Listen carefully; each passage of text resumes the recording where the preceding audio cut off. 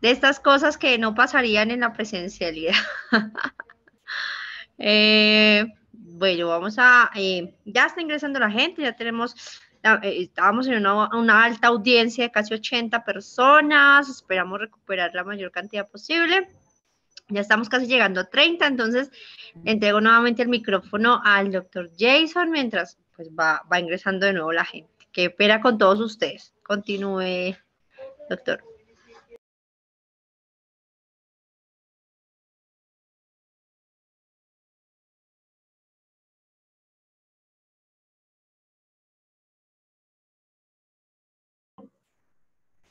Bueno, sí, los gajes de esta virtualidad que no ha terminado de ser inventada. Bueno, como les venía diciendo, digamos, la carrera judicial facilita el mérito y en rama judicial inclusive permite o ha permitido, digamos, superar barreras de orden de género, que es un elemento importante. Nosotros hemos dicho, y vamos a mirar, por ejemplo, análisis como el siguiente. En rama judicial, el 54.9% de los cargos de empleados lo ocupan mujeres, el 54.9%. El 52.1% en el país son juezas. Y todos estos cargos son cargos a los que se acceden principalmente por mérito. Ya cuando subimos a escaños más altos, como por ejemplo los magistrados de tribunal, las mujeres apenas alcanzan a ocupar el 35.3%. Allí también, digamos, se accede por mérito, pero empezamos a ver cómo hay una tendencia a disminuir. En el caso de las altas cortes, encontramos salas de decisión, por ejemplo, en la Corte Suprema, en donde solamente se cuenta con la presencia de una sola mujer. Y allí vemos que hay unos techos de cristal y unas barreras de género que no están soportadas ni siquiera en el mérito. El mérito le ha abierto las puertas para que, por ejemplo, la rama judicial mayoritariamente los cargos sean ocupados por mujeres y en carrera. Mientras que en esos espacios de decisión en donde los criterios son más personales, en donde los criterios depende de si me cae bien, no me cae bien, digamos, yo no pongo en duda de que quienes accedan a la alta magistratura en el país tengan probadas condiciones para poder desempeñar esos cargos, pero no hay unos criterios o elementos objetivos de decisión. Y en últimas, lo que termina sucediendo es que tanto hay tesis jurídicas que no alcanzan a llegar a la alta magistratura de las cortes en el país, como tampoco las mujeres se les abren las puertas. Entonces, hay unas barreras y hay unos techos de cristal a los cuales no se permite el acceso, inclusive a las mujeres, lo cual supone una preocupación importante. Por lo menos en términos estadísticos, nosotros lo que podemos decir es que el mérito, en cuanto menos en la rama judicial, ciertamente sí ha abierto las puertas para que las mujeres ocupen esos cargos en forma mayoritaria. Entonces, por eso nosotros hacemos una defensa acérrima, digamos, de poder acceder a través del mérito, en la rama judicial. Eso es importante, digamos, y es una defensa que hemos adelantado desde la zona judicial en forma considerable.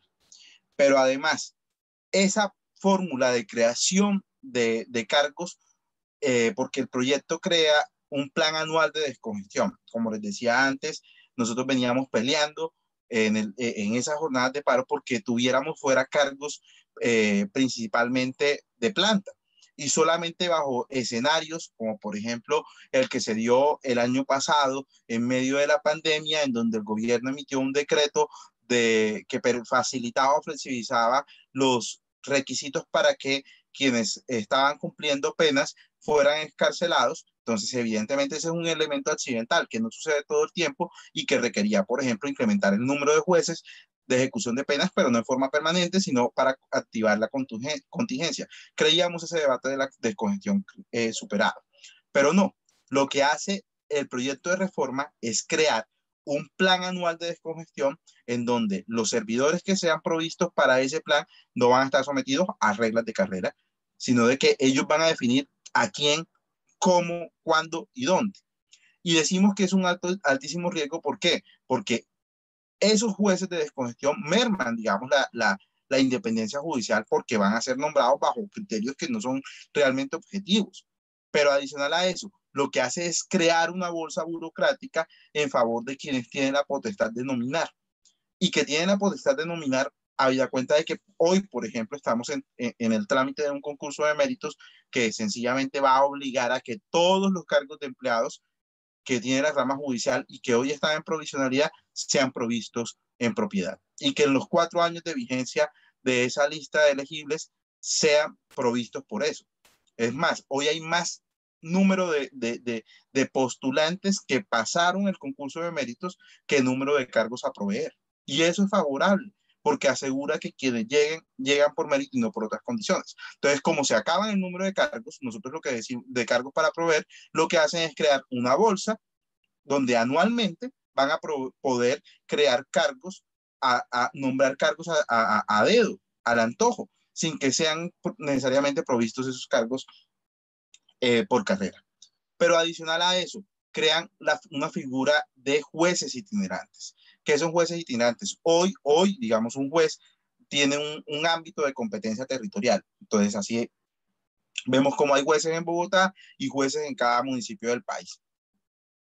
Pero lo que hace esta reforma es crear una figura de juez itinerante, es decir, un juez que de acuerdo a los criterios que establezca el Consejo Superior de la Judicatura puede estar hoy despachando asuntos propios del municipio de Chigorodó, Antioquia, por colocar un ejemplo, y ya mañana más tarde o a los 3 meses, el Consejo le va a decir, no, ya aquí no hay suficiente demanda de justicia, vamos a ubicarlo en, qué sé yo, en cualquier otro municipio del país, en Majagual, Sucre, por colocar un ejemplo, en María la Baja, Bolívar. Entonces hay un desplazamiento, con lo que eso supone para el ciudadano, porque le deja desprovisto de un administrador de justicia en el territorio. Cuando esa es una exigencia, inclusive derivada del acuerdo de paz suscrito por el Estado colombiano con la extinta guerrilla de la FARC. Es decir, que deba haber presencia del Estado a través de administración de justicia y que haya en todo el territorio nacional, inclusive creando la jurisdicción agraria para poder resolver ese problema de tierra tan grande que tiene el país. Entonces, en ese tema, la reforma también presenta unas fallas institucionales considerables. El tercer elemento que hemos dicho para poder oponernos a la reforma a la justicia es que el órgano de administración hoy de la rama judicial se llama Consejo Superior de la Judicatura, que es un órgano altamente ineficiente. Y no lo decimos, no lo dice Jason Viloria, no lo dice Azonar Judicial, lo dice la misma Contraloría, en donde en su más reciente informe encuentran hallazgos por problemas en ejecución presupuestal por más de 1,3 billones de pesos.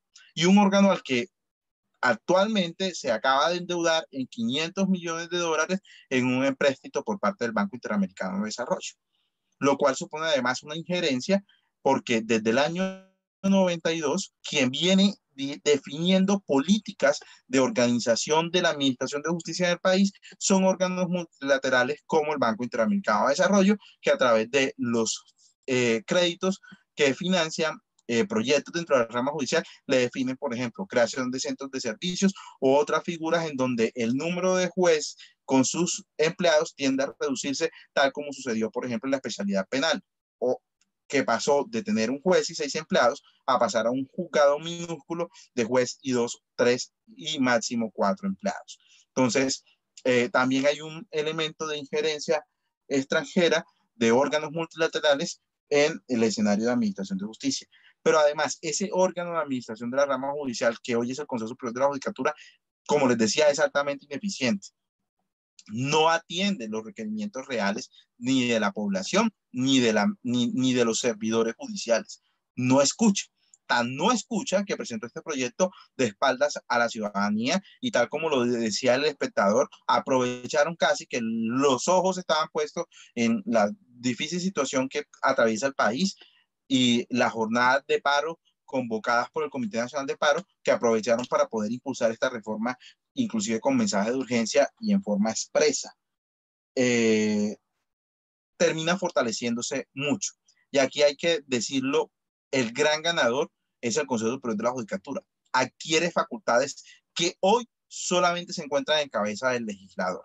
Por ejemplo, reglamentar o regular asuntos de carrera administrativa y asuntos de carrera judicial se encuentra en cabeza del legislador. El legislador es quien tiene la facultad y la potestad para poder dictar las reglas de eso. La reforma le entrega potestades al Consejo Superior de la Judicatura para establecer las reglas de carrera judicial, cosa que es preocupante. Pero además, las funciones del director ejecutivo, la rama judicial tiene ese órgano colegiado que, digamos, cumple funciones de gobierno, pero quien ejecuta las políticas que define el Consejo Superior de la Judicatura es un director ejecutivo nacional. Ese director ejecutivo nacional, las funciones de él están regladas en la ley 270, pero en la reforma se señalan unas funciones, pero además se le entrega la potestad al Consejo Superior de la Judicatura para establecer nuevas funciones, cosa que no existe hoy, porque hoy solamente se señala de que las funciones que cumple son esas, más la que la ley les asigne, es decir, aquellas que el legislador, solamente el legislador le podría imponer.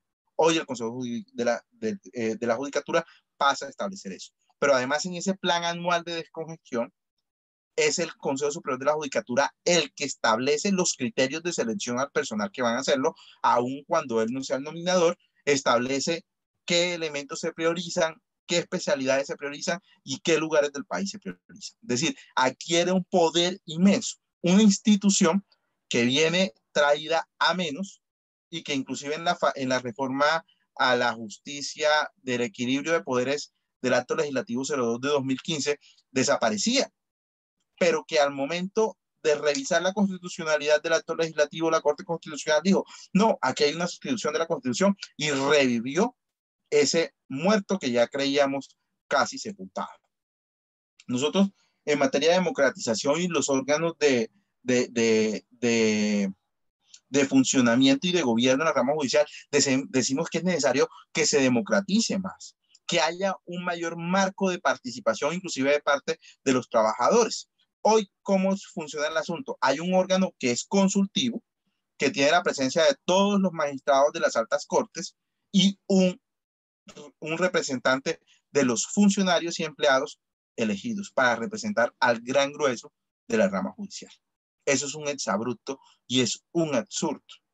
Y solamente cumple funciones de consulta al otro órgano, que es el Consejo Superior de la Judicatura, que se compone por 6 magistrados, que decimos nosotros no son magistrados, porque no administran justicia, y digamos, los magistrados son quienes administran justicia.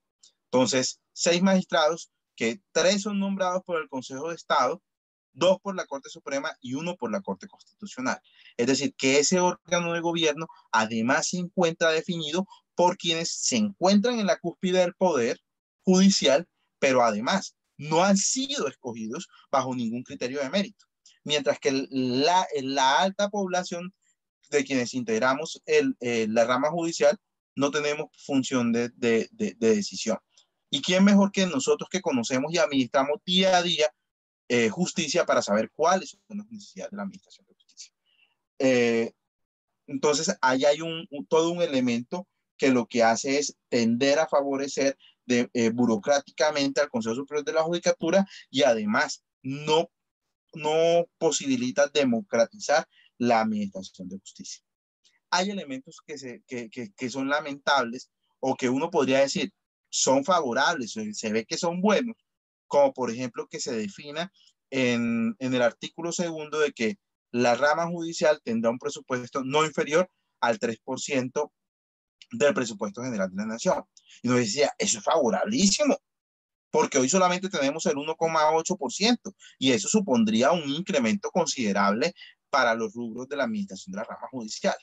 Pero como lo que sucede con este gobierno y con este tipo de iniciativas, tienen siempre ese elemento un poco engañabobos, un poco que sirve de anzuelo o un poco en esa estrategia de zanahoria y garrote.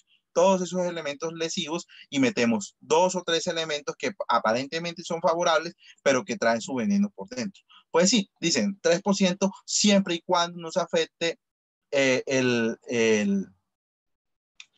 plan de austeridad del gobierno y no se afecten los recursos, el plan fiscal de mediano plazo o la visión fiscal de mediano plazo del Estado. Eso genera mantener esa atadura de orden presupuestal que se tiene en la rama judicial y que no ha permitido ejercer con suficiente independencia.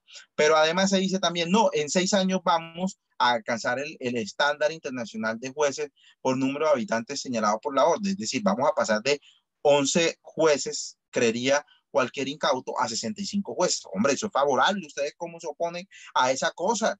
No sean tan descarados y eso va a ser un avance para el país. Claro, pero lo que no se dice es que el artículo siguiente lo que indica es que se va a crear un sistema nacional de justicia en donde vamos a desnaturalizar la figura del juez y vamos a tener por jueces a ese centro de conciliación, a ese centro de arbitraje en donde está privatizada la justicia y a todos esos órganos del Poder Ejecutivo que hoy cumplen funciones jurisdiccionales. Entonces, nada de eso se dice. Por no hablar, por ejemplo, para ir, digamos, cerrando, porque ya llevamos bastante tiempo en este webinar, es en la restricción de derechos que ya existe. Entonces, por ejemplo, hoy en rama judicial tenemos derecho, adquirimos los derechos desde el momento en que nos posesionamos. Y la norma y el proyecto de reforma incorpora una norma que es el artículo 163A a la ley 270, en donde se introduce un periodo de prueba que hoy no existe y que además desconoce las reglas que reglamentariamente se han establecido para la calificación de, por lo menos en lo que tiene que ver con los empleados. Los empleados en rama judicial hoy tienen una calificación consolidada anual, pero que parte de calificaciones trimestrales. Acá nos meten un derecho, un periodo de prueba de 6 meses, en donde lo que creemos es que va a facilitar es a limitar los derechos de carrera, a limitar el derecho de acceso a una persona que ha tenido que pasar un periodo grandísimo. Yo les comentaba hace un momento que ahora mismo hay un concurso que acaba de publicar sus registros de elegibles. ¿Saben de qué año inició esa convocatoria? Del año 2017. Es decir, tuvimos que esperar casi 4 años para poder llegar a un registro. Y entonces, ¿cuándo va a haber eso? Y además, llegar a un despacho judicial en el que se desplaza a una persona que eventualmente pudo llevar muchos años en provisionalidad, supone ya unas diferencias. Y que el titular de ese despacho que nombró a quien yo voy a estar a quien voy a reemplazar porque adquiero derechos de carrera, es que me va a calificar en ese periodo de prueba de 6 meses. Pero además, los procesos de selección en la rama judicial son bastante rigurosos. Son bastante rigurosos. Para el caso de los jueces, además de pasar un examen, se requiere luego hacer un concurso que demora 1 año y que además tiene carácter también eliminatorio. Entonces, hay factores que se tienden a contradecir. Otro elemento que son los traslados, los limitan a 3 años, los permisos para desempeñar otros cargos en la rama judicial también genera una afectación y unos límites considerables.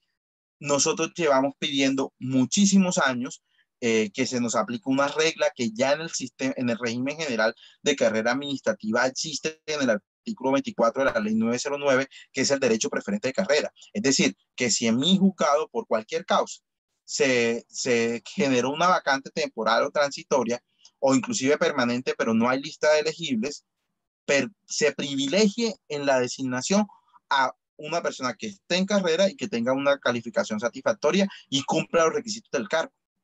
Porque hoy no existe esa regla. Y hoy lo que vemos muchos servidores de carrera es que por maniobras politiqueras se designa a cualquier persona que inclusive viene de fuera, que nunca se ha ganado un concurso en la rama judicial. Por colocar solamente un ejemplo de lo que se padece día a día. Entonces, nosotros decimos, esta reforma es una reforma, en primer lugar, inconsulta. Aquí no se socializó previa a la presentación, ni siquiera se socializó, por no hablar de concertar, aun cuando estaban obligados a concertar por lo menos las normas de carrera.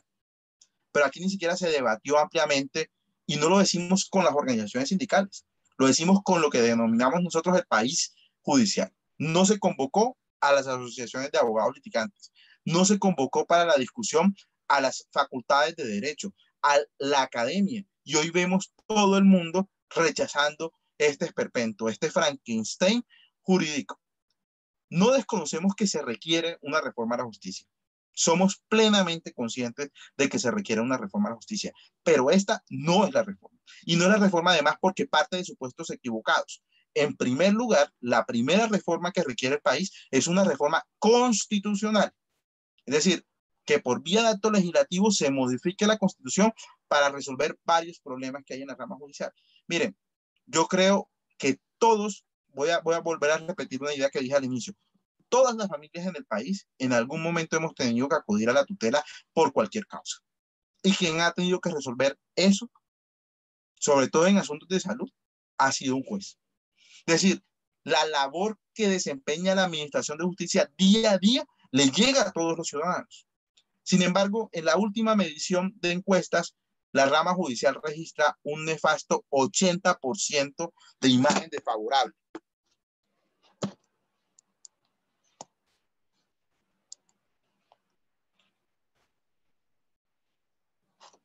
Qué pena. Accidentes propios de la virtualidad. Y se registra una imagen desfavorable del 80%.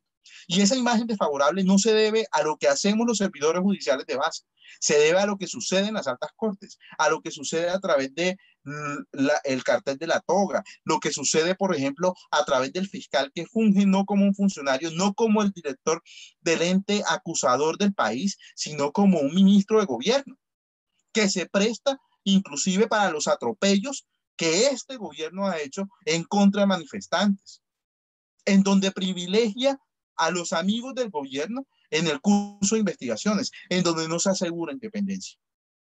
Entonces decimos, sí, se requiere una reforma, pero una reforma constitucional que obligue, por ejemplo, a que la elección de todos esos altos cargos sea a través de mérito, a través de un concurso, que se provean a través de elementos objetivos blindados de la participación política, que se elimine un esperpento que trajo la Constitución del 91, que fue la facultad electoral de las altas cortes, porque allí se metió un mal que es el de la corrupción, en de yo te nombro, tú me nombras, y así vemos, por ejemplo, cómo la esposa del fiscal general de la Nación trabaja en la Contraloría General de la República y la esposa del Contralor General de la República era la directora hasta hace poco de la Fiscalía General de la Nación. Ese tipo de cosas deben eliminarse. Y eso repercute en que los ciudadanos tengan mayores garantías de acceso a la administración de justicia. Pero además fijar en la Constitución un canon que permita poder financiar adecuadamente la rama judicial, que permita allí sí tener una regla cierta de cómo vamos a incrementar la administración de justicia. Pero además necesitamos, luego de una reforma constitucional a fondo, allí sí una reforma a la ley estatutaria que nos diga, vamos a crear tantos despachos, vamos a ampliar el espectro de acceso a la administración de justicia y vamos a ver cómo materializamos un principio de justicia célere en Colombia en forma seria. Eso no lo resuelve esa reforma a la justicia. Y luego sí una reforma, digamos, y unos ajustes a los códigos de procedimiento, a las normas sustanciales que nos permiten materializar ese principio de reforma a la justicia. Por eso desde las organizaciones sindicales decimos reforma sí, pero no así.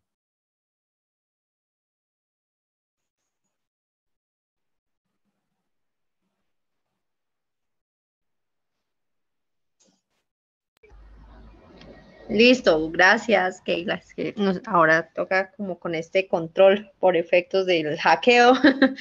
Doctor Jason, muchas gracias por su intervención. Yo creo que nos deja un mensaje y ya abrimos a un par de preguntas que tenga el público.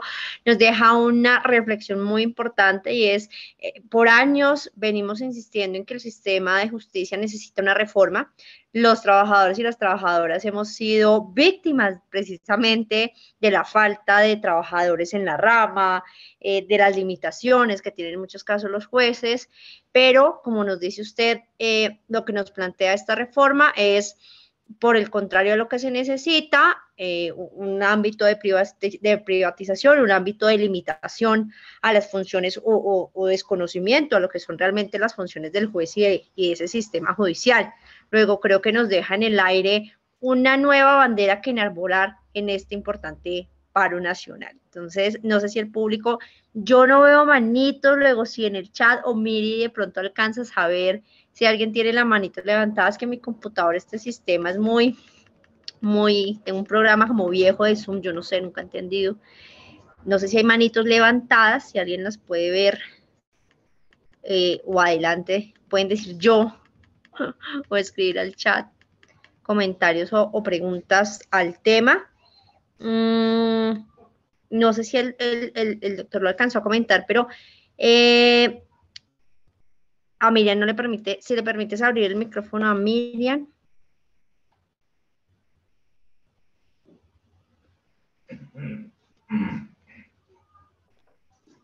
Perdón, el usuario de la dos Miriam, ¿cómo aparece?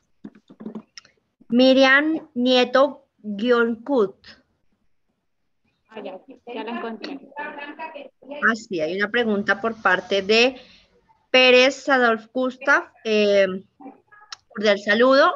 La reforma a la justicia, ¿en qué aspectos afectaría a quienes participamos en la cuarta convocatoria de empleados y salimos en el listado de elegibles? La primera pregunta y después le daríamos la palabra a la doctora Miriam. Dos Miriam. Hola, buenas. Doctor Jason, muchas gracias. A todos los compañeros, buenas tardes.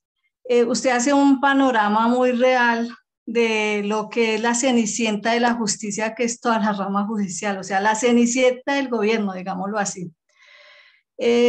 Yo también he sido abogado litigante de esos que me meto desde el primer piso al último a pata, y he notado, desafortunadamente, no es que haga aquí de abogado del diablo, pero teniendo en cuenta esta crisis y sabiendo que el sector de los abogados es el sector más insolidario, ¿por qué nunca se ha tenido en cuenta a los abogados litigantes precisamente para este tema de la reforma?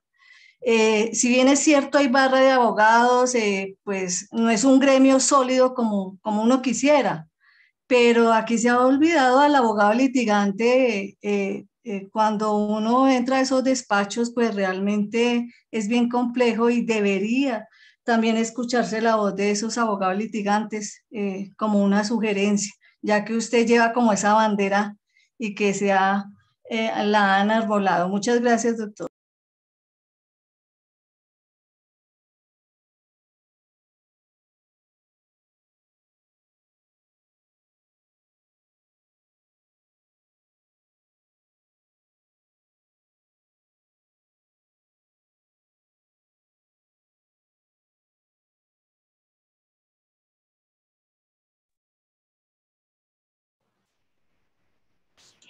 Bueno, la primera pregunta sobre la convocatoria 4. Digamos, por aplicación de normas en el tiempo, esta reforma solamente aplicaría para las convocatorias que vengan a futuro. Si no podría afectarse una convocatoria bajo reglas que fueron fijadas bajo unas disposiciones anteriores. Es decir, esta convocatoria 4 no debería afectarnos, por lo menos en la incorporación de ese periodo de prueba. Eso lo estimamos nosotros, esperamos poder derrotarla, estamos haciendo esfuerzos ingentes, casi que quienes estamos al frente de eso tenemos muy pocas horas de sueño en razón a reuniones, a poder revisar inclusive los avances, en poder contactarnos, escribir y hacer eventos como estos para poder socializar. Y en caso de que llegara a pasar, digamos, ya tenemos previsto los argumentos ante la Corte Constitucional de cara a la revisión de parte de la Corte, y en caso de que aún así la Corte le dé el visto bueno, en esas normas de carrera haremos los ajustes pertinentes y procuraremos asegurar que esas normas lesivas no se apliquen, por lo menos en estas convocatorias. No habría posibilidad de que se apliquen en las normas que ya en las convocatorias que se han adelantado bajo amparo de normas anteriores. Esa norma no puede ser retroactiva. En segundo lugar, frente a la pregunta que hace la compañera Miriam, en efecto, y ese es el gran reparo, uno de los grandes reparos que le hacemos a la reforma. Aquí no se ha escuchado a nadie, Miriam, a nadie, ni a las organizaciones sindicales. Nosotros, ¿qué nos hemos trazado? Como meta principal, primero derrotemos esa reforma. Sabemos que se requiere una reforma importante, pero que le resuelva, por ejemplo, asuntos como, por ejemplo, a los abogados litigantes que padecen, digamos, los problemas de congestión que presenta la Administración de Justicia. Aquí no vamos a tapar el sol con un dedo. Hay problemas serios de congestión y, digamos, además, medidas regresivas, equivocadas que ha impuesto el Consejo Superior de la Judicatura, por ejemplo, con los juzgados de ejecución civiles. Por colocar solamente un ejemplo, que es un juzgado que son unos despachos minúsculos, pero que tienen cargas laborales excesivas. Entonces, un juez de ejecución solamente cuenta con 2 empleados y tiene a su cargo, en el mejor de los casos, más de 3.500 procesos. Eso resulta claramente insuficiente. Esos problemas estructurales deben ser debatidos. Y nosotros decimos, tenemos hasta el 20 de junio para poder derrotar esta reforma en el Congreso, cosa que no va a ser fácil, que va a requerir la manifestación de muchos actores, de poder decididamente irnos. O sea, inclusive estamos contemplando, ayer nuestra Junta aprobó una convocatoria este jueves a una jornada de las togas, en donde los jueces y magistrados vayamos a los sitios emblemáticos de justicia del país a salir con las togas, a rechazar esta reforma a la justicia. Y en lo posible en Bogotá poder convocar a muchísimos jueces y magistrados a las afueras del Congreso a decirle, mire, esta reforma no fue consultada con nosotros. Y si los abogados litigantes pueden vincularse a esa jornada de protesta y de visibilización de ese problema, mucho mejor. Y hemos dicho, una vez logremos derrotar, que esperamos poder hacerlo, tenemos toda la convicción y estamos trabajando arduamente para eso, derrotar este proyecto de reforma a la justicia, al día siguiente debemos allí sí convocar a todos los actores, academia, facultades de derecho, abogados litigantes, para poder definir las reglas de una reforma a la justicia en la que todos tengamos posibilidad de participar. Fíjense, Miriam, una oportunidad perdida para reglamentar, por ejemplo, los asuntos disciplinarios de los abogados litigantes, que es una pelea que venimos dando desde hace mucho tiempo y que nosotros creemos que es necesario buscar un escenario de autorregulación y de experiencias internacionales que nos permitan, por ejemplo, resolver no a través de un mismo órgano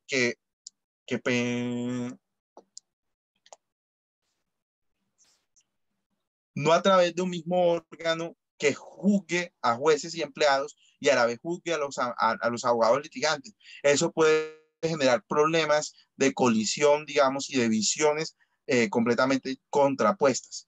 Esta reforma tampoco resuelve ese que es un problema. O, por ejemplo, el ejercicio de la profesión de abogado. Muy seguramente gran parte de los 72 participantes que están aquí, o 69 ahora mismo, que se encuentran aquí, muchos son abogados. Y vemos con gravedad que los requisitos para ser abogado en el país cada vez son menores y solamente en el 2019 se graduaron 19.000 abogados, se emitieron 19.000 tarjetas profesionales.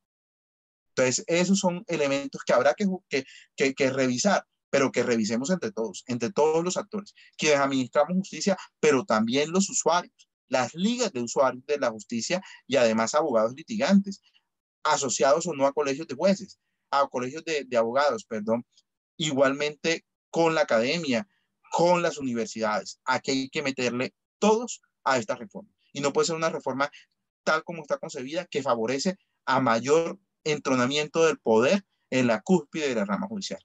Eso hay que rechazarlo, porque ha sido justamente en la cúspide en donde se han dado los escándalos de corrupción que llevan a que la administración de justicia, a pesar de responderle a los ciudadanos día a día, fallando tutelas y protegiendo derechos, tenga una imagen tan desfavorable como la que registra el 80%.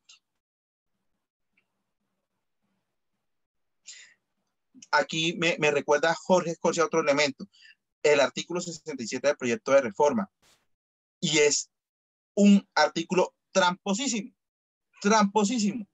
y eso es una norma, como se denomina, norma sastre, diseñada para 2 actores políticos importantes en el país, el Contralor General de la Nación.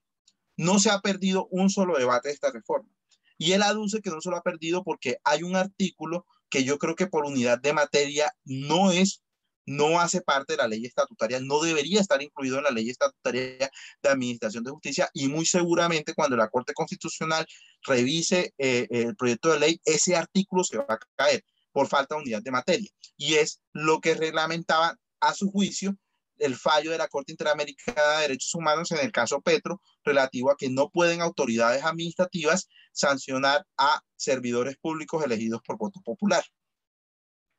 Y lo que hace es crear un control automático. Él dice que ha acudido solamente para ese efecto, pero ¿qué resulta? Que la reforma de ese artículo 67 contempla que hoy, y además es violatoria de la Constitución, que la Constitución es la que establece los requisitos para ser magistrado. Hoy, para ser magistrado, requieres acreditar 15 años de experiencia adquirida en el ejercicio del derecho, bien como abogado, litigante, bien como enseñando el ejercicio del derecho o bien dentro del ejercicio de la administración de justicia. Son los requisitos para ser magistrado de una alta corporación. La reforma permite que otras profesiones, la experiencia adquirida en otras profesiones, entonces yo, por ejemplo, soy economista y abogado. Entonces, la experiencia, los 15 años yo los puedo acreditar siendo economista y como me gradúo de abogado, puedo acceder a ser magistrado de alta corporación. Habráse visto semejantes perpentos, cuando se supone que quien llega a una alta corte es porque debe tener todo el mérito y toda la sapiencia en términos jurídicos para poder hacerlo. Y eso decimos que es una norma sastre porque el contralor no era abogado, se acaba de graduar recientemente de Derecho, y la esposa tampoco era abogada y se acaba de graduar recientemente de Derecho. Es decir, estamos creando una norma que va a favorecer a unos actores políticos muy particulares para poder saltar, tal como vemos. O sea, aquí hemos visto en los años recientes escenarios bien lamentables. Hemos visto a una magistrada de la Corte Suprema que pasa de ser magistrada a ser ministra de gobierno y luego pasa de ser ministra de gobierno a ser procuradora general de la Nación, que es la doctora Margarita Cabello. Entonces, ese cruce muy seguramente lo quiere hacer también el Contralor actual y hacer esos saltos. Y está buscando es la norma que se lo permita y se lo habilite. Entonces, trampas como de ese tipo. Y muchas gracias, Jorge, por recordarme que se me pasó un poco en la intervención ese aspecto. Que quién es el segundo que se va a beneficiar. En el país hay muchos que se encuentran en la misma situación, pero la esposa también se encuentra en el mismo asunto, que era la directora administrativa de la Fiscalía, renunció recientemente para irse para el sector privado y que muy seguramente querrá volver en cualquier momento nuevamente, y qué mejor que en una alta corporación, o inclusive como defensor del pueblo, como procurador, como otros altos cargos o inclusive como fiscal general de la nación. Ya hemos tenido tantos problemas con la elección de fiscal que, por ejemplo, es lamentable, y el problema es en el origen constitucional de la elección de fiscal. Va a ser difícil desligar que quien nombra al fiscal puede ser la Corte Suprema, pero quien lo terna, es decir, los tres nombres que le llegan a la Corte Suprema para seleccionar son de parte del presidente. Y es un riesgo importante. Es un riesgo importante, tal como lo vimos en la nefasta fiscalía de Néstor Humberto Martínez, como en la nefasta fiscalía de Barbosa. Pero es que cada fiscal que llega pareciera que nos hiciera un borrón de todo lo malo que hicieron los anteriores. La fiscalía de Montalegre, la INET, tampoco fue un mar de dicha, no. También hubo reparos importantes. Y el principal problema es el origen, que es el presidente quien envía la terna para que la Corte Suprema escoja. Inclusive, yo he denunciado un aspecto bien preocupante en cómo se eligió Barbosa como fiscal general de la Nación. La Corte Suprema, antes de la elección, tenía un bloqueo institucional. No había podido escoger a varios de sus magistrados. Y, oh sorpresa, el gobierno asigna unos recursos para crear cargos en la Corte Suprema, y a las 2 semanas de asignarle esos recursos y del Consejo Superior de la Judicatura crearle los cargos, se desempantana la crisis institucional que tenía la Corte Suprema y nombra a Barbosa como fiscal. Casi que uno podría intuir que hubo un tráfico allí para poder facilitar la elección de Barbosa. ¿A través de qué? De la asignación de recursos. Mientras al resto de la rama judicial, en donde más necesidades hay, no se había asignado un peso.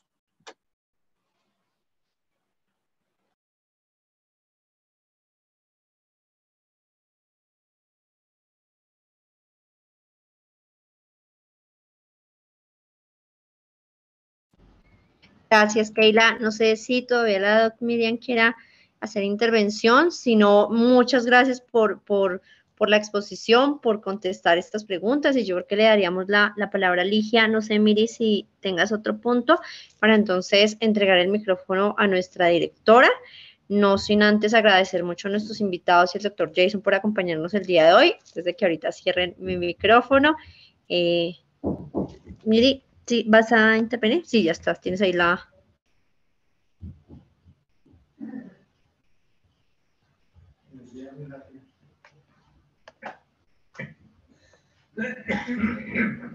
¿Pudiste abrir tu micrófono, Miri?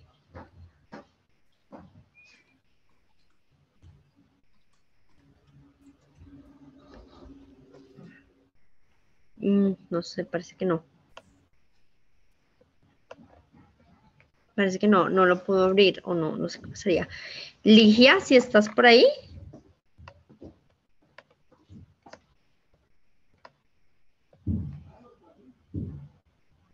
Para dar cierre a nuestro evento del día de hoy. Ligia.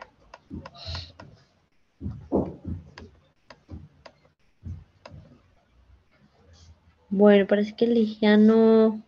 Bueno, igual recordemos que Ligia se encuentra ya en mesa de negociación. Posiblemente también por eso presenta dificultades. De antemano agradecer a todos los asistentes. Hoy hemos tenido una convocatoria muy buena. Creo que han quedado algunos puntos mucho más claros.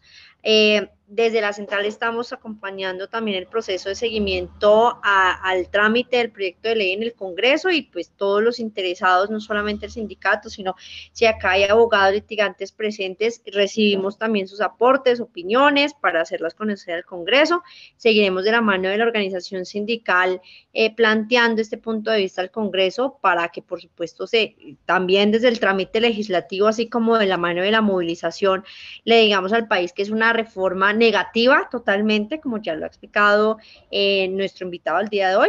Muchas gracias a todos y a todas por acompañarnos, y los esperamos nuevamente en nuestro próximo martes de webinar. Muchas gracias. Gracias al doctor Jason nuevamente por acompañarnos.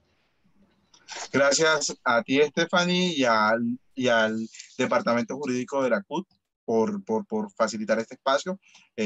Honrado me siento por haberme facilitado para poder exponer este tema que pasa de agache, pero que nos afecta a todos.